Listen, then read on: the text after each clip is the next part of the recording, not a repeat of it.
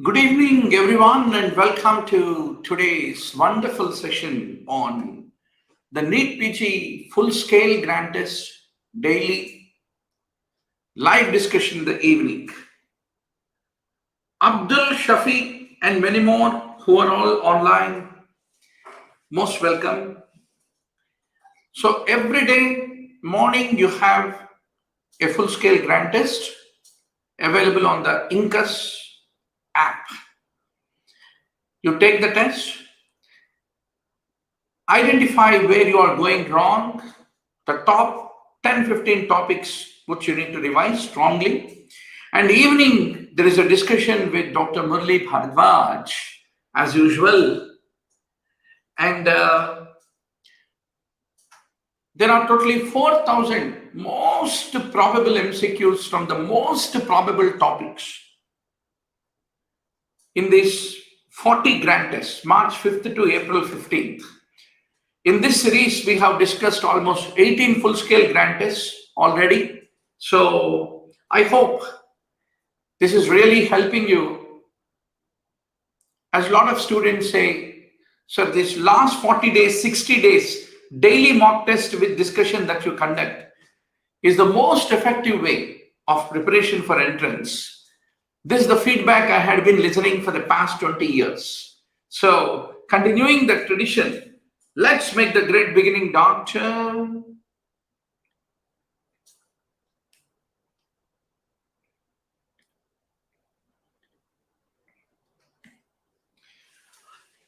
Musculocutaneous nerve. As I told you, every NEET PG entrance, Doctor, without a break, every NEET PG entrance there is one question on radial, ulnar, musculocutaneous. One of the nerves, definitely brachial plexus nerves. Invariably, there is one question. So exam paper is not for 200, it is only for 199 because one question comes from the brachial plexus is what you, either anatomy or in orthopedics, you will definitely come across the brachial plexus.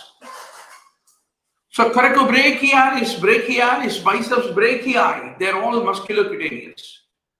But the brachioradialis muscle, it is supplied by the radial nerve, is what you should remember. Ulnar nerve supplies which muscle? Adductor pollicis is supplied by ulnar nerve, is what I want to underscore to all of you. So if you look at most of the short muscles of the thumb, they're all mainly supplied by the median nerve block, except the adductor pollicis, which is exclusively supplied by ulnar nerve, is what I want to underscore to all of you. With regard to the supraspinatus muscle, it is a bipinnate muscle. It initiates the abduction at the shoulder. It is supplied by the suprascapular nerve. They're all true. But supraspinatus does not rotate the humerus laterally. So you should know each of these muscles, their action, their nerve supply, everything. Kadak malum hona. Both the medial cuneiform and also to the base of the first metatarsal, which is the muscle which is attached to both the medial cuneiform and the base of the first metatarsal. Keep punching your answers, Doctor. Peroneus longus is what you should remember. Peroneus longus enters the sole of the foot through the groove of the cuboid bone on the lateral side, and it passes across the sole of the foot and get attached to the lateral side of the medial cuneiform and the base of the first metatarsal bone, is what you have to emphatically remember. Now, what are the branches of the lumbar plexus? Obturator, genitofemoral, lateral cutaneous, they're all the branches of the lumbar plexus. There is the pudendal jo hota hai. Pudendal nerve is a branch of the sacral plexus, not lumbar. Because if you look at the root value of the pudendal S2, S3, S4. S2, S3, S4. That is the root value. It arises from the sacral plexus is what you need to emphatically remember. Now, doctor, here's an example of a passive transport. The calcium efflux, sodium calcium exchange, calcium sequestration in the sarcoplasmic reticulum, they're all involve a lot of energy, ATP. Whereas the potassium efflux, so the potassium leak channels jo hota hai, that is basically passive transport is what you need to understand. How can you increase the force of the muscle contraction is the examiner's favorite question. So you should remember, if you recruit large motor units, number of motor units, frequency of activation of motor units, that will all increase the force of the muscle contraction is what you need to remember. So the mere increase of the amplitude of the action potential does not have any effect. Most excitatory neurotransmission, it typically occurs in the brain. It is mediated by glutamate. Linear acceleration in vertical plane, it is the saccule. So you should remember, linear acceleration in the vertical plane, vertical. आप सीधा ऊपर जा रहे तो lift में, saccule देखेगा lift में. If you are going in a train, linear acceleration in the horizontal plane, utricle. Rotational acceleration, it is the semicircular canals in the plane of the rotation. That is what you have to emphatically remember. कल के NEET PG exam में यही question जरूर आएगा, उतना पक्का है. Once more, EEG, waves of EEG. EEG, waves of EEG. I'm giving you double auditory hallucination ताकि आप फिर Incus ऐप में जाके 2000 HD वीडियोस का रिवीजन करो. उसमें EEG के बारे में लगातार लंबी चर्चा की हमने. So delta waves, typically where do you see the delta waves? Keep punching your answers, doctor. They are seen in the stage 4 sleep. So you should know the different waves. This is how the alpha wave activity 8 to 13 Hertz, beta wave activity 13 to 30 Hertz, theta wave activity 4 to 8 Hertz in the children and sleeping adults. Delta activity is 0.5 to 4 Hertz in infants and sleeping adults. And these are the spike and wave pattern which you see in the case of the absential seizures, which are the petit mal epilepsy, is what you need to remember.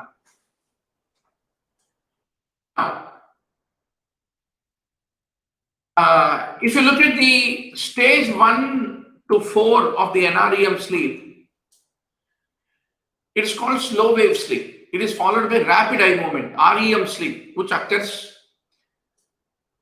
with sleeps, and typically it is the sleep spindles which occur in the stage 2 sleep. Now, doctor, a single stranded DNA, so you should know Chargaff's principle. 25%, 20% A, 25% T, 30% G, 25% C. The T content of the resulting duplex will be which one? So you should know that the given strand of DNA contains 25% T, the complement strand will contain 20% T. And for the entire, it is 25 plus 20, which is average of 22.5% if you take the total duplex. So that is how you use the Chargaff principle. A is equal to T, G is equal to C is what I want to underscore to all of you. The high mutation rate of the HIV is because of what? It is because of the RNA polymerase. The RNA polymerase don't have an exonuclease activity. So if there are any errors while transcribing the viral DNA, it cannot correct. Because of that, that lead to a high mutation rate of the HIV. One of the favorite questions. Once more, I told you that other day. Definitely aane wala question, guarantee HIV virus in microbiology, 15-20 points. फटाफट revision करना कल के exam के लिए doctor. Dactynomycin, how does it exert its effect? It binds to the DNA and blocks the RNA synthesis. Dactynomycin. After eating a meal containing carbohydrates, the monosaccharides must be absorbed through the intestinal lumen. So which enzyme is it dependent? It is dependent on sodium, potassium, ATPase is what you should remember. Now, acetyl-CoA to CO2. What is the total energy yield? Once more, I told you, the other day, beta oxidation of fatty acid, glycolysis, citric acid cycle. All these things you should know. What is the energy yield? It is 10. So, typically, there are 3 NADH, so 7.5 ATPs. 1 FADH to 1.5 ATP. And 1 GTP produced at substrate level phosphorylation, so 1 GTP. So totally 7.5 plus 1.5 plus 1 is equal to 10 ATPs. Or the yield is what you need to emphatically remember. So acute jaundice, diarrhea, liver dysfunction, they are all the features of hepatitis A. Tyndallization is carried out for 3 successive days. What temperature? 100 degrees Celsius for 20 minutes. These are all enrichment media. Selenite broth, alkaline peptone, tetrathionate broth, etc., etc. So what is the enrichment media? It is a medium with a specific quality, a known quality that favors the growth of a particular organism. Whereas nutrient broth is like MD general medicine. Anything can grow in it, right? Whereas tetrathionate, selenite, alkaline peptone, they're all having some inhibiting substance that will only preferentially let a particular organism to grow, but not the other, is what you should remember. So these are all catalase positive. Gonococci, E. coli, staphylococci. So this area are oxidase positive and catalase positive. Which bacteria is not a sugar fermenter in these Pseudomonas? Otherwise, E. coli, Klebsiella, Proteus, they're all fermenters. Pentoxin is lipopolysaccharide by nature. Most of the nematodes, they are amenable to the treatment with mebendazole, is what you should remember. Praziquantel is used for tapeworms, which are cestodes, and flukes, which are trematodes. Whereas mebendazole, pyrantel palmoate, they are the ones which are used for nematodes. What are nematodes? Hookworm, roundworm, pinworm, whipworm, all these worms, not the tapeworm. Tapeworm is cestode. Flukes are trematodes. Trematodes के लिए, cestodes के लिए praziquantel महत्वपूर्ण होता है. What antibiotic works at 50 years? Abba. Sure, short MCQ in the tomorrow's NEET PG. If you answered this question wrong means you are somewhere far behind. So, doctor, azithromycin. The macrolides, which are used for the pneumonias caused by Streptococcus, Haemophilus, Mycoplasma, Legionella. They work at the 50S ribosomal subunit. They inhibit the translocation of the peptidyl tRNA from the acceptor to the donor site, A site to the D site. Translocation of the peptidyl tRNA. So, doctor, don't forget. This is what the examiner is going to ask you in the tomorrow's exam. Chloramphenicol, it binds to the 50S rRNA and inhibits the formation of peptide bond. Erythromycin binds to 50S RNA and prevents movement along the mRNA. Tetracycline interferes with the tRNA anticodon reading of the mRNA. Streptomycin changes the shape of the 30S RNA and causes mRNA to be read incorrectly.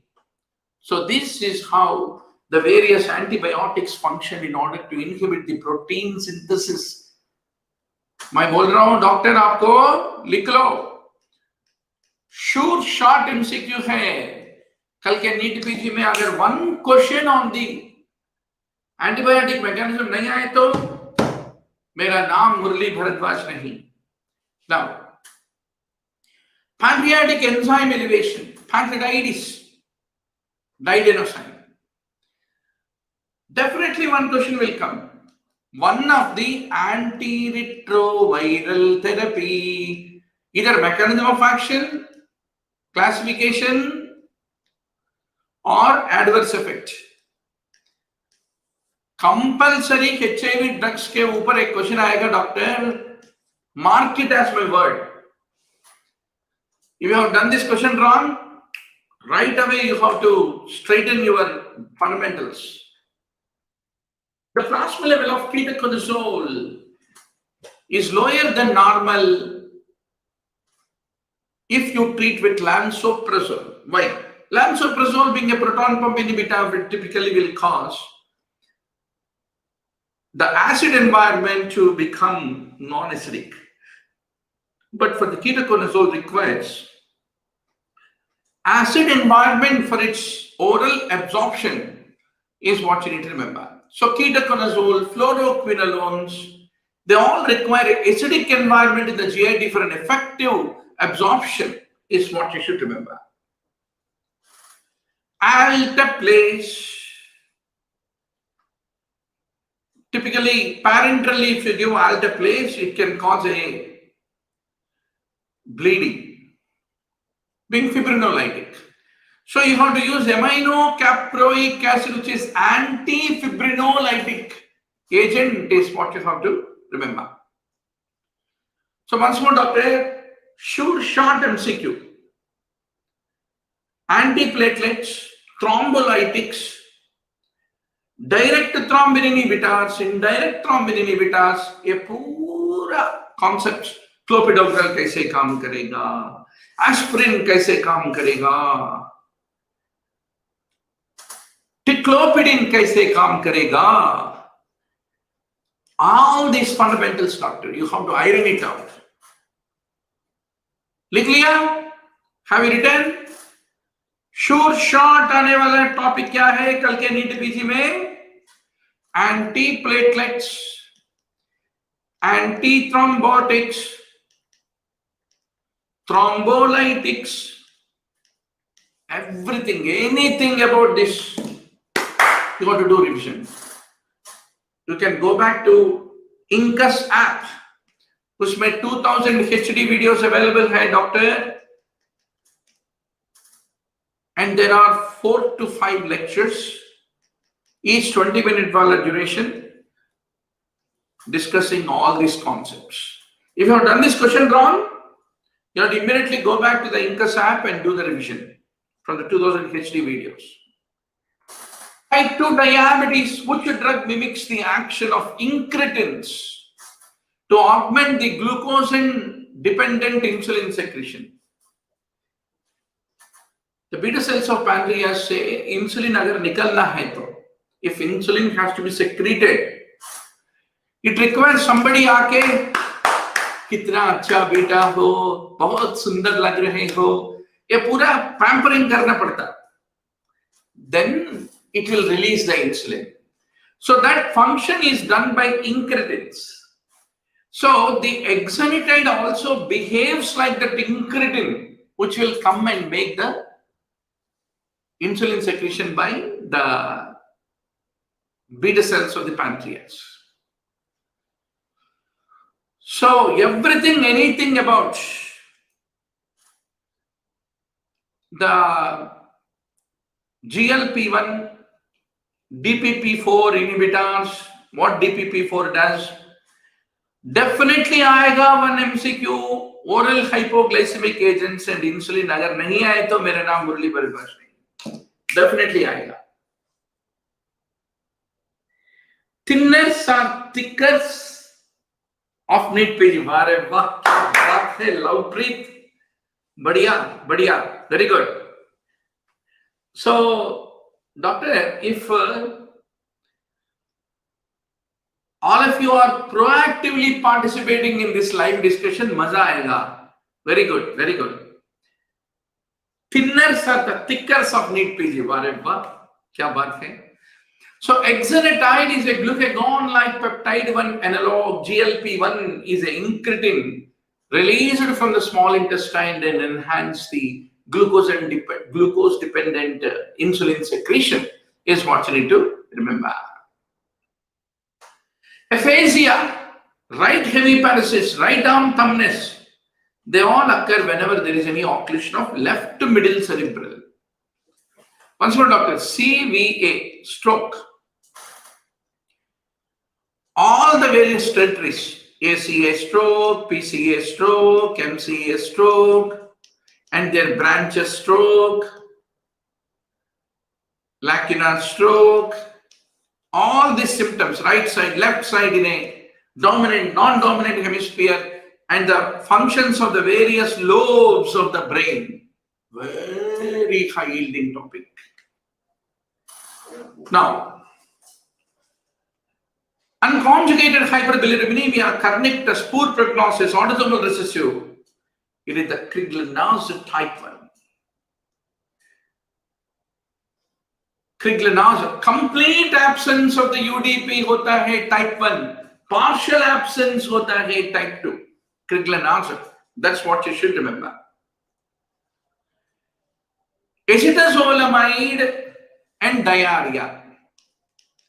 Acetazolamide and diarrhea.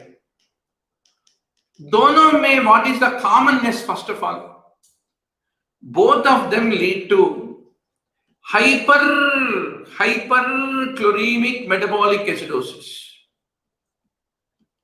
Hyperchloremic metabolic acidosis, which is also normal anion gap metabolic acidosis.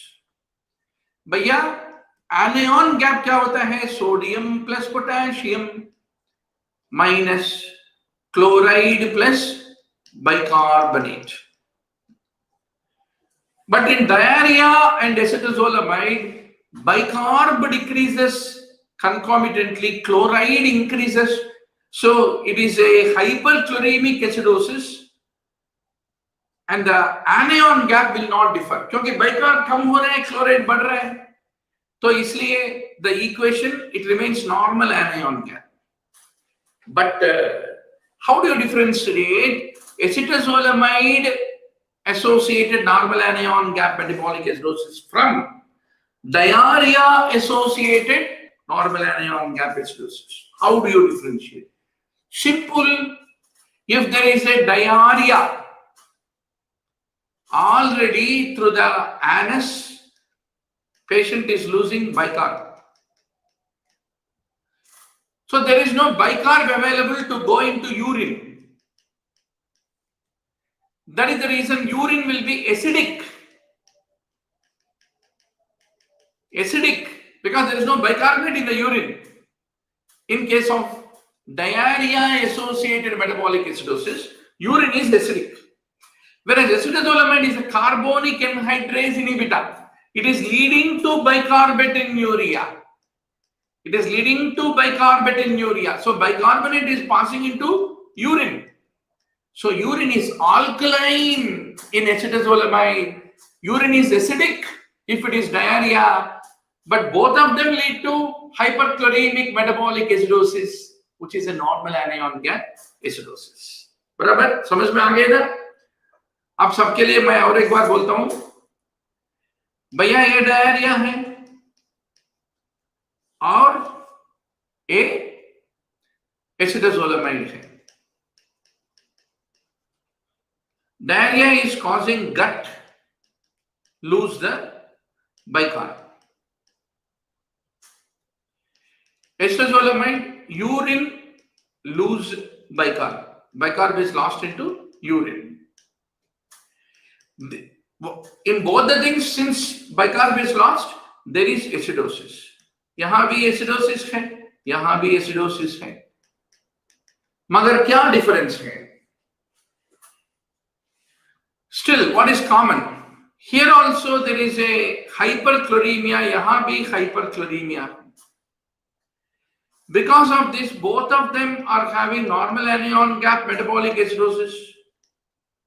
But how do you differentiate? In this case, urine is typically acidic in diarrhea. Whereas here, since it is causing bicarbonate, urine is alkaline with acetazolamide. So that is the differentiator between the two. समझ में आ गए? अगर ये question wrong करे तो doctor, once more मैं वही बात बोलता हूं, it has become a routine for me. Go back to the 2000 HD videos covering all 19 subjects in the Incus Act and go to acid-base disturbances in general medicine. Wow. Garma garam discussion kar chuke hum. So I leave all this literature for you, doctor. Now, a patient was diagnosed with a progressive syndrome known as syringomyelia. So in syringomyelia, there is a bilateral loss of the pain because the spinothalamic tract, which is carrying the pain and temperature, is decusating and central canal dilates and it will destroy these decusating fibers. So both sides pain and temperature is gone. So this is how the syrinx typically look like. Acute renal failure. If you give a high dose torsemide, furosemide, you can manage the hypervolemia and associated pulmonary edema in acute renal failure. HPV-16 is carcinogenic. HPV-16, HPV-18 are carcinogenic human papilloma viruses. Injury, which is a grievous hurt under 320 IPC, is nasal bone fracture. Depressed fracture of the skull, when a heavy object with a small striking surface hits it, that lead to depressed fracture. Atypical drowning क्यों होता है? Suddenly when the vagus will lead to cardiac arrest when you drown into the cold water, that's called atypical drowning.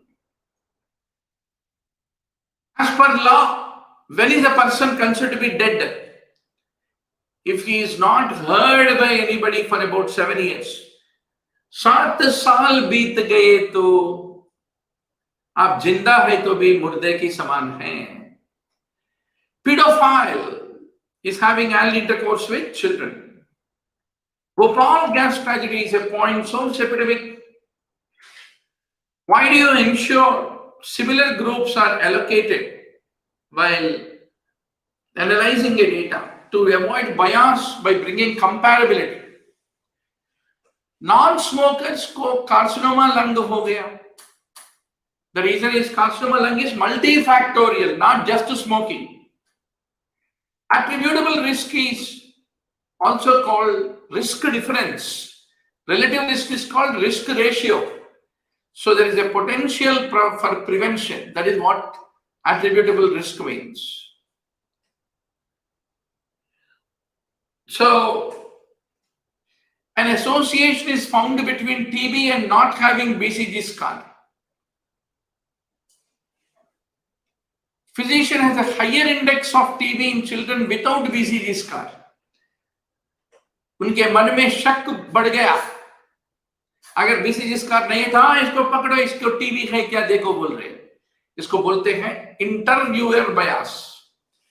What is the main purpose of randomization in clinical trials? So that you are ensuring the groups are comparable on many baseline characters. Going from India to Europe, yellow fever is required, COVID is required. Commonest cause of diarrhea in children होता है rotavirus. Measles vaccine में the diluent is preserved at -2 to +4 to +8 degrees Celsius temperature diluent.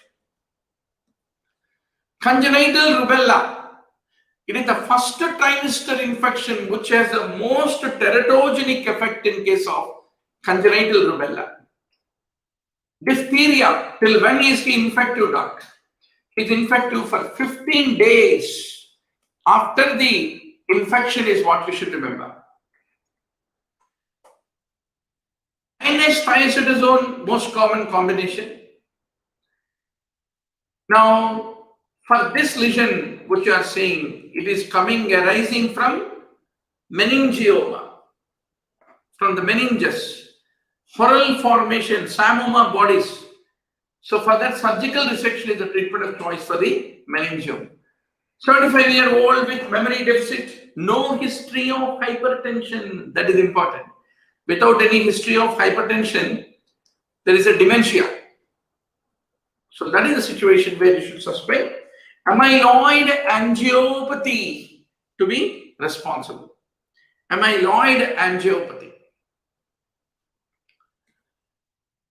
A 43-year-old presenting with ptosis, and यहाँ क्या हो गया? There is pupillary dilatation. So whenever mydriasis plus ptosis, that means it is an oculomotor palsy which is because of an underlying surgical cause. Because medical causes of oculomotor palsy like diabetes, hypertension, etc., they will all be pupil sparing oculomotor palsies.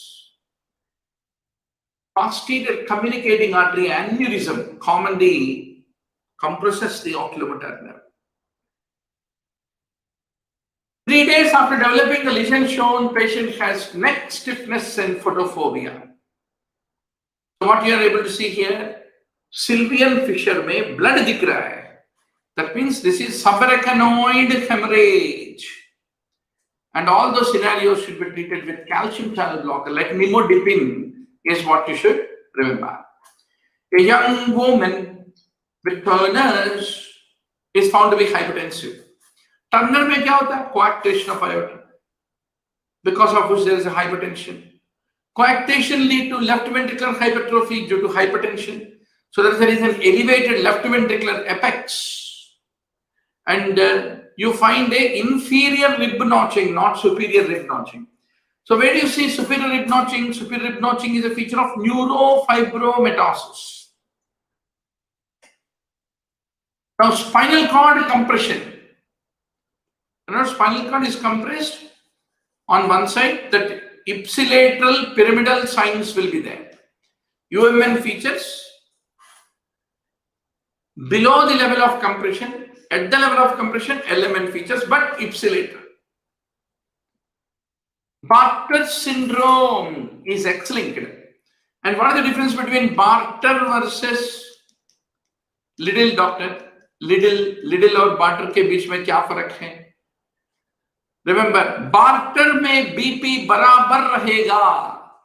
क्यों भाई Lovepreet Singh? What do you say? Bartter में BP बराबर रहेगा. मतलब Bartter में blood pressure will be normal. Liddle में blood pressure will be high. That is what you need to remember. So barter is because of the hyperplasia of the juxtaglomerular apparatus leading to increased renin, leading to high aldosterone with hypokalemic, hypochloremic, metabolic alkalosis, but a normal BP, unlike the Liddle, which is hypertensive. Typically in the Liddle syndrome, there is a constitutive activation of the sodium channels, epithelial sodium channels. Because of that, there is a hyperaldosteronism-like condition, but actually it is not.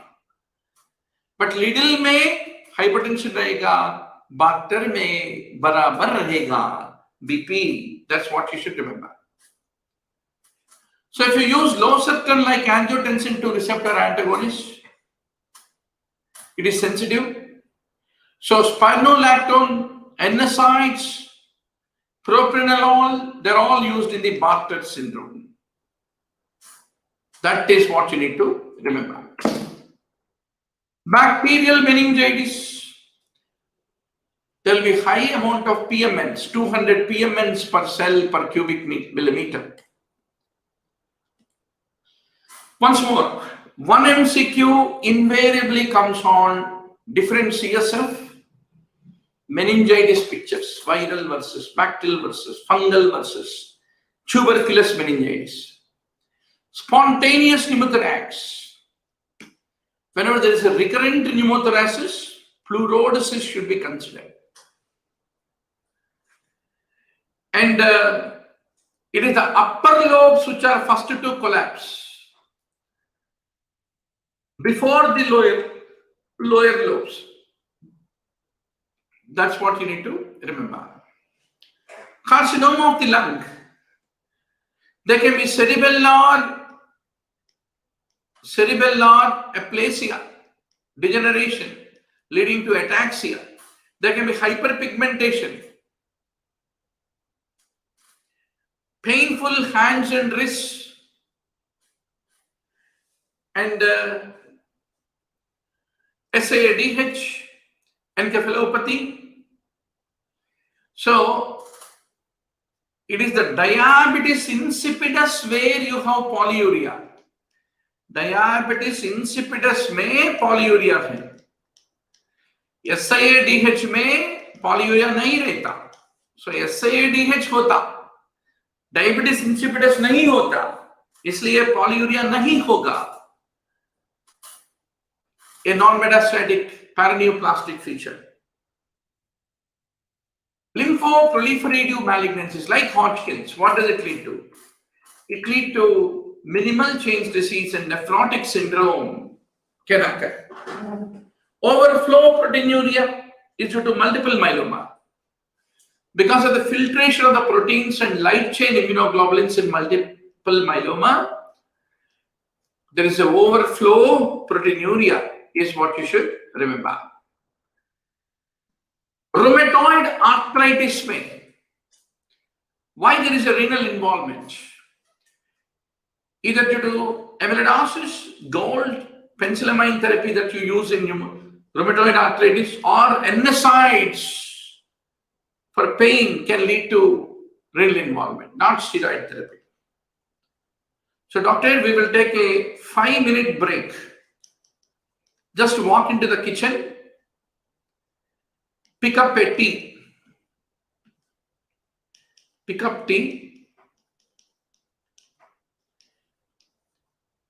We restart. Please be online. Break. Right now, just go, relax, pick up a tea. Then we will once more rejoin the discussion.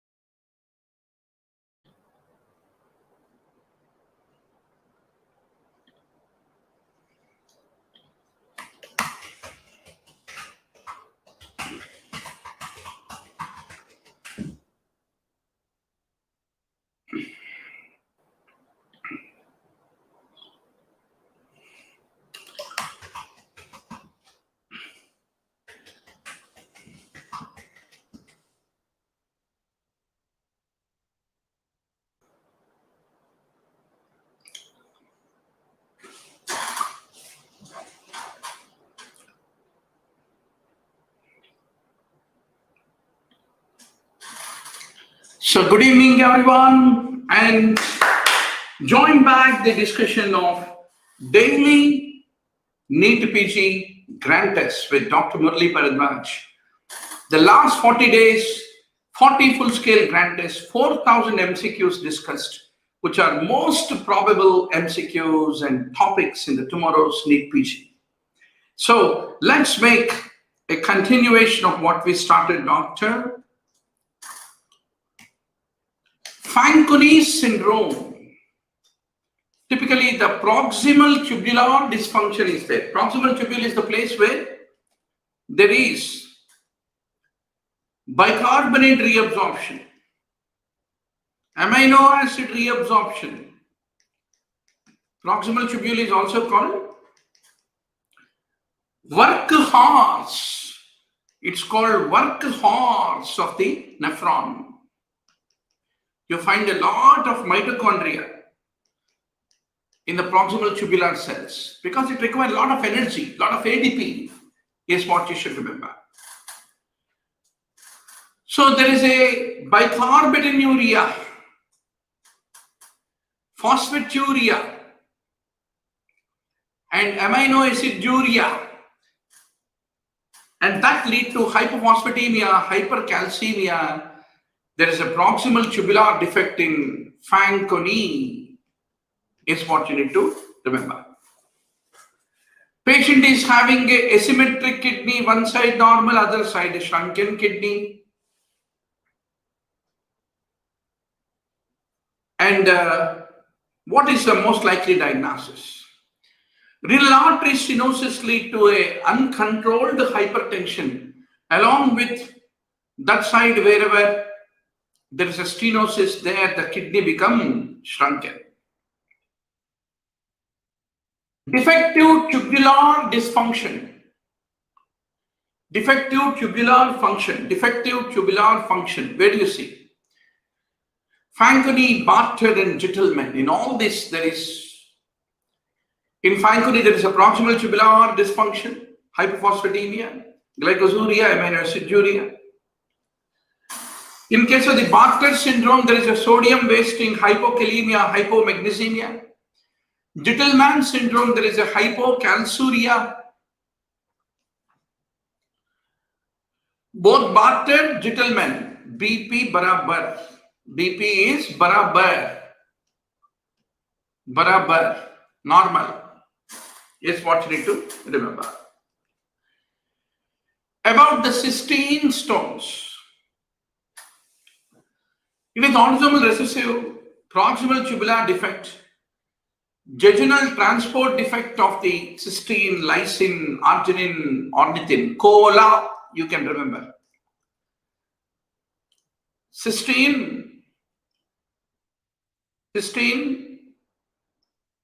arginine, ornithine, and lysine. And urine pH should exceed 7.5 by alkali. Alkalinization of the urine is the part of the treatment of cystine stones. Myopathy. What are all the drugs that lead to? Penicillamine, glucocorticoids, and statins. They all lead to myopathy.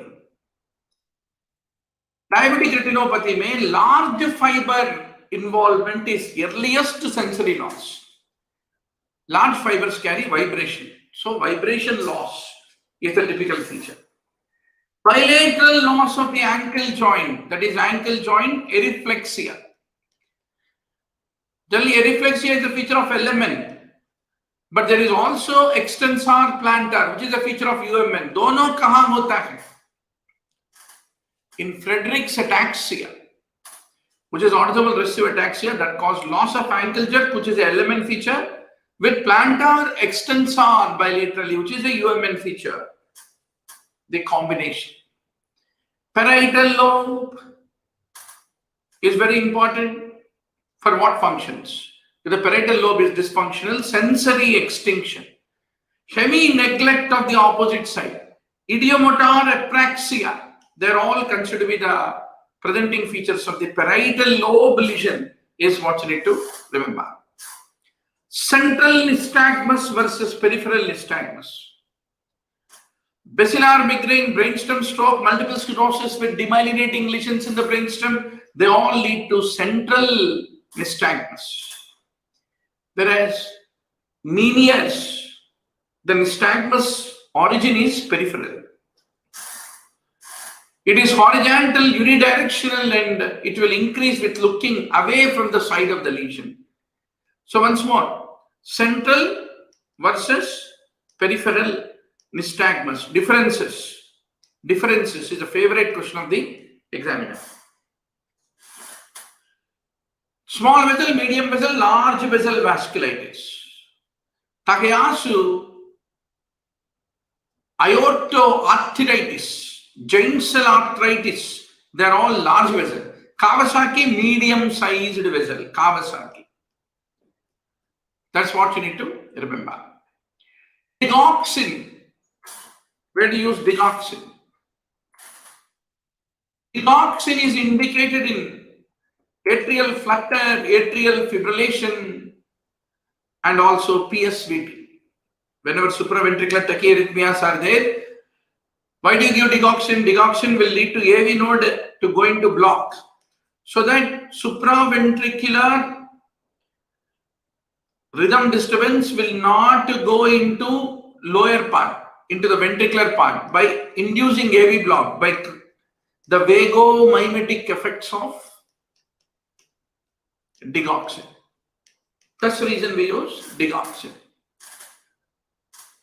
Digoxin is contraindicated in high output failure. That's the point. Arsenic trioxide, we use it in acute promyelocytic leukemia. Digital clubbing is a feature of tricuspid atresia, endocarditis, or AV fistula, etc., etc. Increased anion gap, salicylate poisoning, lactic acidosis, starvation, diarrhea is normal anion gap, NOG acidosis. Left ventricular hypertrophy agar ECG mein, how do you identify? So generally in the lead V1,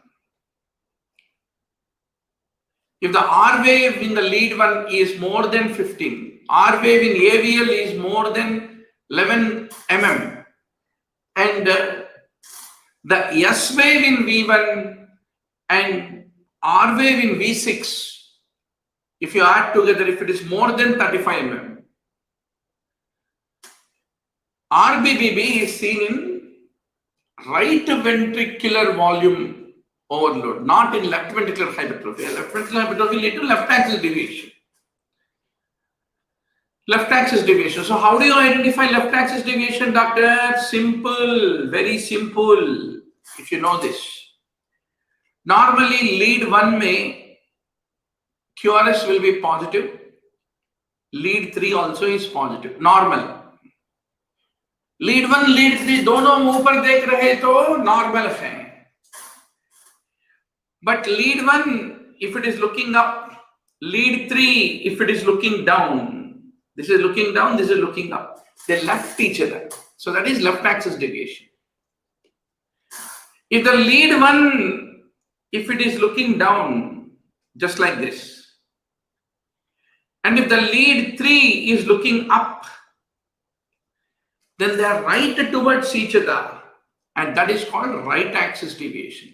So just by looking at the lead 1, lead 3, you can know left axis or right axis. और एक बार मेरे साथ बोलो, lead 1 ऊपर, lead 3 ऊपर, QRS complex. If QRS is up, just like this, in lead 3 also, then that is normal. But lead 1 up, but lead 3 down, that is left axis deviation. If lead 3 is down and lead 3 is up and lead 1 is down, that is right axis deviation. So that's what you need to remember. So where is IV calcium gluconate is indicated, doctor? So you should know that hypocalcemia, calcium channel blocker toxicity, resistant VF due to hyperkalemia, You have to give calcium gluconate. But in digitalis-induced bradyarrhythmias, calcium gluconate is contraindicated. 19-year-old with AIDS, cell count of less than 200, non-productive cough, dyspnea, fever. What is the likely organism? Fever, non-productive cough and dyspnea. Actually, the answer should be Pneumocystis carinii. A 7-year-old child with widespread impetigo. How do you treat? Flucloxacillin. Impetigo is a common staphylococcal infection. 3-year-old child with high fever, conjunctival injection, fissuring of the lips, lymphadenopathy, and coronary vasculitis. That is a classical feature of Kawasaki vasculitis, is what you need to remember. Once more, I want to tell all of you, what is the topic? Sure short topic बताओ मुझे. Sure short बोले तो guarantee आएगा, उसके बिना question paper नहीं रहेगा. Vasculitis. Invariably one question will be there. Entrance is not for 200 marks, it is only 199. मेरे प्यारे भारतवासियों, because one question invariably आएगा vasculitis से.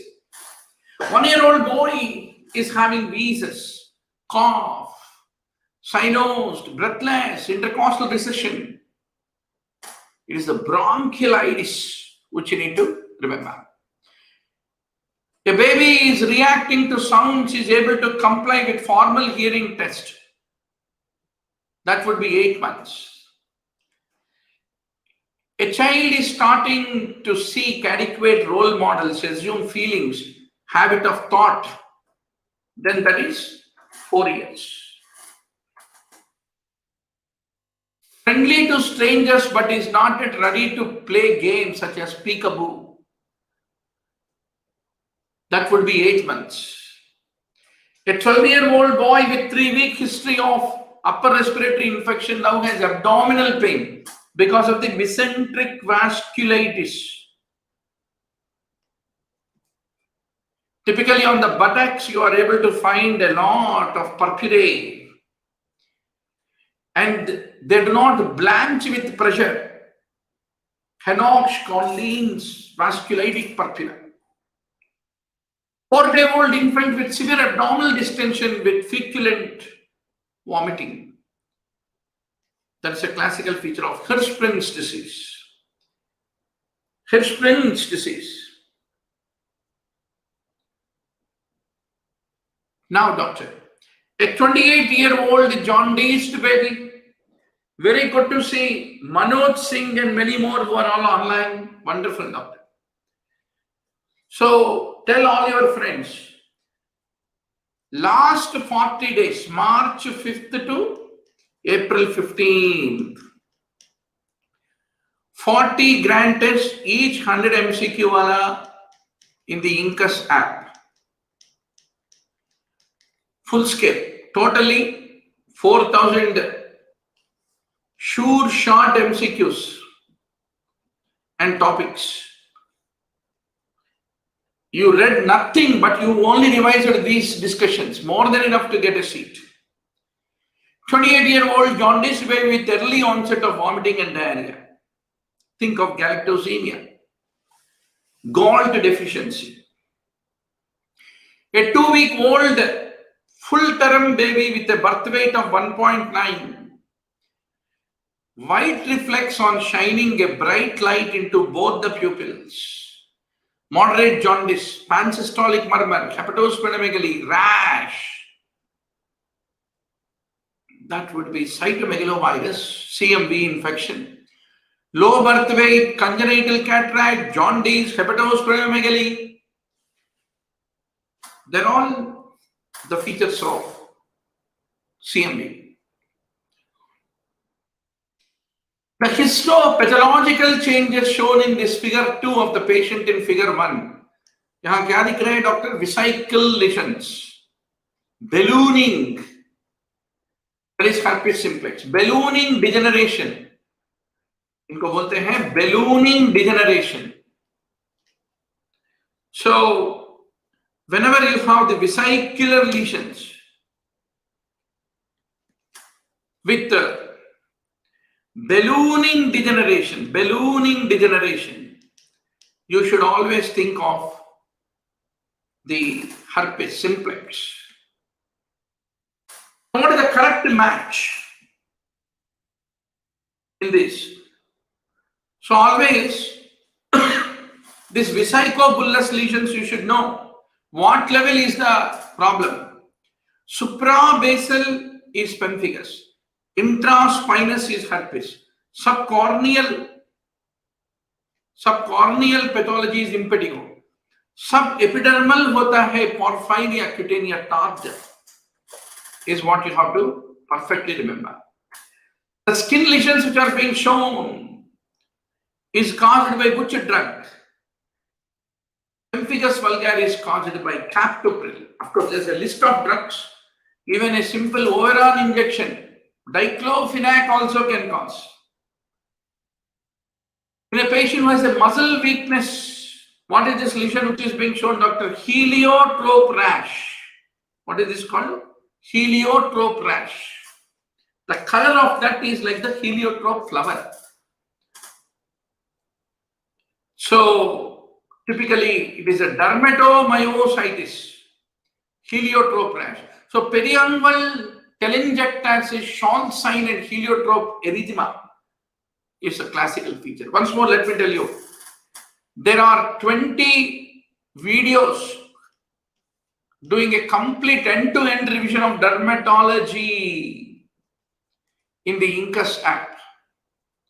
Please take every opportunity today only to do the revision. Dermatomyositis, polymyositis is the favorite topic of the examiner. Similarly, psoriasis, lichen planus, bullous pemphigoid, pemphigus vulgaris, all these things you have to be 100% sure, doctor.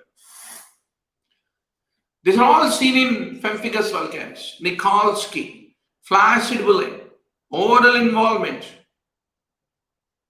It is not itchy. Peripheral autoregulation is at what pressure? 50 to 150 millimeters of mercury. Ketamine, typically it is a bronchodilator. It leads to hypersalivation, hyperreflexia of the larynx. It has a minimal effect on the respiratory drive and it maintains the spontaneous ventilation. Anything, everything about ketamine. Dissociative anesthesia, emergence delirium. These are all the buzzwords that you need to remember. Now, it accommodates. It does not have any direct myocardial depression. The induction dose of the propofol, it can lead to a decrease in cardiac output. And ketamine is known to lead to a central sympathetic stimulation leading to a high blood pressure, high intraocular tension. सब कुछ high हो जाएगा ketamine से.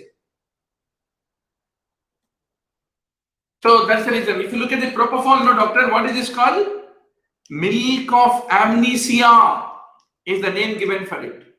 Just like magnesia, amnesia, that is the name given for propofol. It is used in all intensive care units, sedation protocols, propofol. Now, barbiturates, they are metabolized in the liver. And it is a lipid solubility that makes the barbiturates volume of distribution. Vd is dependent on the lipid solubility.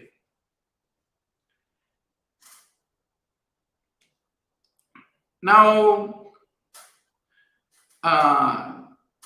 will the age affect the induction dosage of thiopentol? Yes, the doses are based on the lean body mass, basically. Now, Carbon dioxide pneumoperitoneum on a pregnant patient, if you try to do any laparoscopic procedure, that can decrease the maternal cardiac output and uteroplacental perfusion. The main effect of pregnancy on the lung volume is it will decrease functional residual capacity. And the normal PSCO2 in pregnancy is about 32 millimeters of mercury. If you look at the pregnancy, the tidal volume actually increases. Because pregnancy may high progesterone will be there, progesterone will increase the minute ventilation, and that's the reason the tidal volume actually increases, is what you need to understand. So, doctor, this is all for today. Every day with Dr. Murali Bharadwaz on the full-scale grand test until April 15th. Good night. Enjoy a great preparation. We will all meet tomorrow at evening 6 p.m. And don't forget to take the full-scale grand test on the Incus app tomorrow morning. Right? Thank you.